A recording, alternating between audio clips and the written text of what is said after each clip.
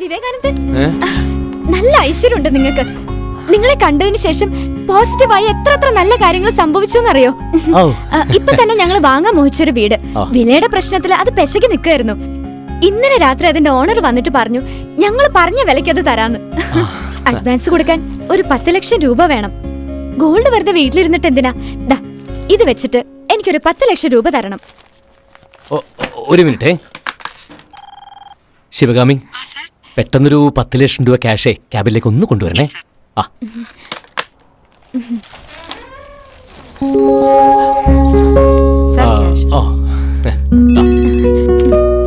അല്ല, ഇത്രയും വെക്കണമെന്നില്ല, ഏതെങ്കിലും ഒന്ന് തിരിച്ചെടുത്തോളൂ. അതിപ്പോ ഏതെടുക്കണമെന്നാ? വിവേകാനന്ദൻ തന്നെ ഒന്ന് എടുത്തെന്നാ മതി. അയ്യോ ഞാന് അതിനെന്താ?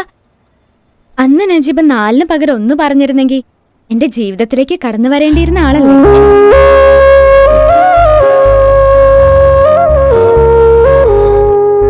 എങ്കിൽ ഇതെടുത്തോളൂ, ഇതാണ് രൂപയ്ക്ക് നന്നായിട്ട് ചേരുക. വിവേകാനന്ദൻ, ഇതാണ് മനസ്സിന്റെ പൊരുത്തം എന്ന് പറയുന്നത്. ഞാൻ ആഗ്രഹിച്ചത് ഈ മാല തന്നെയായിരുന്നു. ഓ, ഇവിടെ ഒന്ന് ഒപ്പിട്ടോളൂ. ഇത് അങ്ങനെയൊന്ന് ലോക്കറിലേക്ക് വെച്ചോളൂ. നഷ്ടപ്പെട്ടത് വിവേകാനന്ദനല്ല, എനിക്കാ. മിസ്റ്റർ മോഹനുമായിട്ടുള്ള ബന്ധം രൂപ ഹാപ്പിയല്ലേ? ജീവിതത്തില് റീടേക്കുകൾ ഇല്ലല്ലോ വിവേകാനന്ദൻ. ലാസ്റ്റ് ഡിജിറ്റ് തെറ്റിപ്പോയ ഒരു മൊബൈൽ നമ്പറാ ഇപ്പൊ എന്റെ ജീവിതം.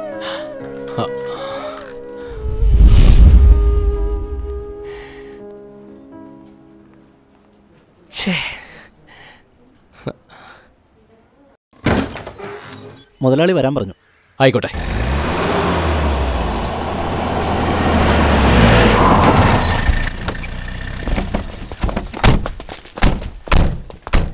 നമസ്കാരം മുതലാളി.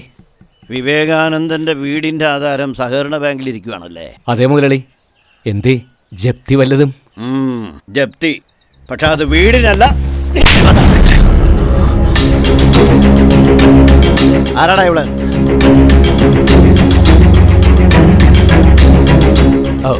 ഇത് രൂപ ചോദിച്ചത് എന്റെ ഫ്രണ്ടാ. അപ്പൊ അവളും നീയും കൂടി ചേർന്നുള്ള കളിയായിരുന്നല്ല?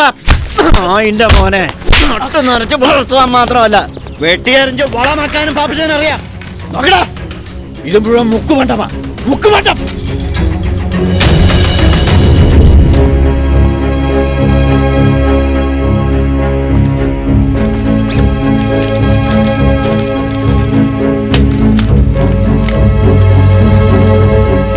മോഹൻ മേനോൻ, തുഷാർ വില്ല, നമ്പർ 13, പാവർട്ടി. ഇതാ പച്ച മതില്. ഇത് തന്നെയാ. നമ്മൾ ഡീസന്റ് ആയിരിക്കണം, അതാണ്. ഇവിടെ ആരുമില്ലേ? ഒന്ന് പതുക്കെ അകത്തി എന്ന് ചോദിക്കാം. വാ.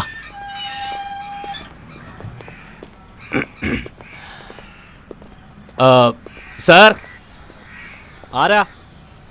ഞങ്ങള് മിസ്റ്റർ മോഹൻ എന്ന് കാണാൻ വന്നതാ. മോഹനോ? അതാരാ? Number 13, Tushar villa.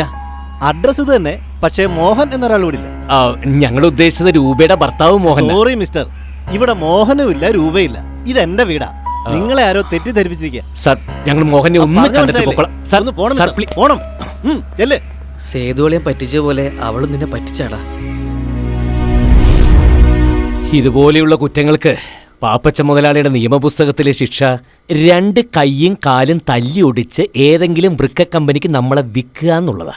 പക്ഷെ എൻ്റെ ഒരു കാര്യത്തില് മുതലാളി ഒരു ചെറിയ ഇളവ് അനുവദിച്ചു. 1 മാസത്തെ സമയം തരും. അതിനുള്ളിൽ ഒന്നുകിൽ കാശ് അല്ലെങ്കിൽ ജിഞ്ചർ. ഇതിലേതെങ്കിലും ഒന്ന് ഇവിടെ എത്തിച്ചില്ലെങ്കിൽ നിന്നെ മാത്രമല്ല നിന്റെ അമ്മ, അനിയത്തി എല്ലാവരും അനുഭവിക്കും. മുതലാളി എന്നെ എന്ത് വേണമെങ്കിലും ചെയ്തോളൂ, പക്ഷേ അവര് വെറുതെ വിട്ടേക്ക്. നിനക്കൊരു നല്ല കാലം വരുമ്പോ ആരാ അതിന്റെ ഗുണഭോക്താക്കള്? നിന്റെ വീട്ടുകാര് അല്ലയോടാ? അപ്പോ നിനക്കൊരു ചീത്തക്കാലം വരുമ്പോ അതിന്റെ പങ്കും അവർ അനുഭവിക്കണ്ടോടാ? വയ്ക്കോ, എന്നിട്ട് ആരെ കൊന്നിട്ടാണെങ്കിലും കാശുണ്ടാക്കി കൊണ്ടുവാ.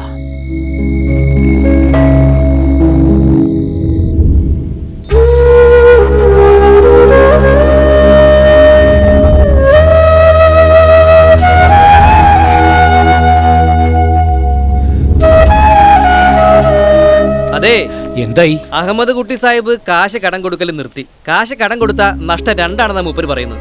കൊടുക്കുന്ന കാശും പോവും, ആ ബന്ധവും പോവും. ഞാൻ വീണ്ടും പല വഴിക്ക് അന്വേഷിച്ചു. ഈട് കൊടുക്കാൻ എന്തെങ്കിലും ഉണ്ടെങ്കിൽ തരാൻ മനസ്സുള്ളവരുണ്ട്, പക്ഷെ നിനക്ക് കിട്ടില്ല.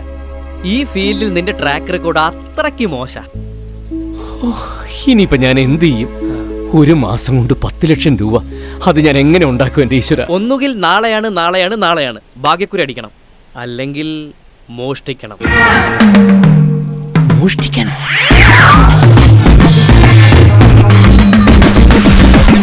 Rob me and treat me bad, what? Because you know about the gun me hot. If him a big shot, bye, boom.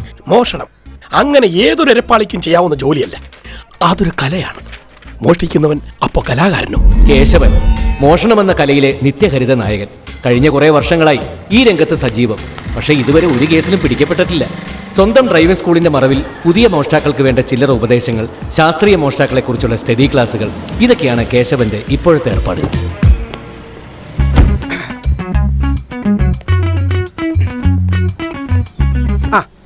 എന്തായി കേശവ, ഞാൻ പറഞ്ഞ സാധനം റെഡിയായോ? കേശവനോടൊരു കാര്യം പറയുന്നതും ഗുരുവായൂരപ്പനോട് പറയുന്നതും ഒരുപോലെയാ. രണ്ടും നടന്നിരിക്കും, പക്ഷെ ഒരു വ്യത്യാസമുണ്ട്. ഗുരുവായൂരപ്പൻ കക്കില്ല, കേശവൻ കക്കും. ബാ, ദേ. ആഹാ, കൊള്ളാമല്ലോ. ഇതെങ്ങനെ ഒപ്പിച്ചു? വർഷാപ്പിൽ നന്നാക്കാൻ കയറ്റിയിരുന്ന ഞാനൊരു പോലീസ് ഉടുപ്പിട്ടോണ്ടെന്ന് എടുത്തോണ്ടെങ്കിൽ പോകും. നായകനെ വില്ലനായ പോലീസുകാരൻ ചേസ് ചെയ്യുമ്പോ കൊക്കയിലേക്ക് മറിക്കാനായി വണ്ടി. എന്ത് ചെയ്യാം, ഞാനൊരു സിനിമ പ്രൊഡക്ഷൻ കൺട്രോളറായി പോയില്ലേ. ഡയറക്ടർ പറയുന്ന സാധനം സംഘടിപ്പിച്ചു കൊടുത്തല്ലേ പറ്റൂ. സിനിമ ഷൂട്ടിംഗ് ഈ പരിസരങ്ങളിൽ 1 മാസം ഉണ്ടാവും. പ്രോപ്പർട്ടീസ് ഇനിയും വേണ്ടി വരും. ഞാൻ അപ്പ വരാം.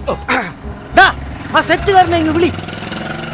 ഞങ്ങളുടെ പ്രശ്നങ്ങൾ കേട്ട് കഴിഞ്ഞപ്പോൾ സഹായിക്കാമെന്ന് കേശവൻ ഏറ്റു. പക്ഷെ മോഷണത്തിന് അപ്പോഴും ഞാൻ എതിരായിരുന്നു. എന്തേ? ചാവേണ്ടി വന്നാലും കക്കരുതെന്നാണ് അമ്മ എന്നെ ഉപദേശിച്ചിട്ടുള്ളത്. ആ അമ്മയുടെ ജീവനും കൂടി വേണ്ടിയാ നമ്മൾ കക്കുന്നത്. പാപ്പച്ച മുതലാളി അറിയാലോ, തട്ടൂന്ന് പറഞ്ഞാ. ഈ മോഷണം അത്ര മോശം കാര്യമൊന്നും അല്ല. ഇതൊരു തരം ഇൻസ്പിറേഷനാണ്. ഇൻസ്പിറേഷൻ? അതെ. ഇപ്പൊ ഇറങ്ങുന്ന സിനിമകൾ കണ്ടില്ലേ, മിക്കത് മോഷണല്ലേ. ചോദിച്ചാ പറയും ഇൻസ്പിറേഷൻ ആണെന്ന്. നമ്മളും ഇൻസ്പയർ ചെയ്യുന്നു. നിങ്ങൾക്ക് വേണ്ടത് 10 ലക്ഷം രൂപയല്ലേ, അത് വേണ്ടാന്ന് വെച്ചിരിക്കുന്ന ഏതെങ്കിലും ഒരു വീട്ടിൽ നിന്ന് നമ്മൾ ഇൻസ്പയർ ചെയ്യുന്നു. അതൊരു തെറ്റോ പാപമോ അല്ല, മറിച്ച് അവകാശമാണ്. കാശിന് ആവശ്യമുള്ളവന്റെ അവകാശം. ശരിയാ. മോഷണത്തെ ശക്തിയുക്തം എതിർക്കുന്ന ഞാൻ പോകാൻ തന്നെ തീരുമാനിച്ചു. മുമ്പോട്ട് പോകാൻ.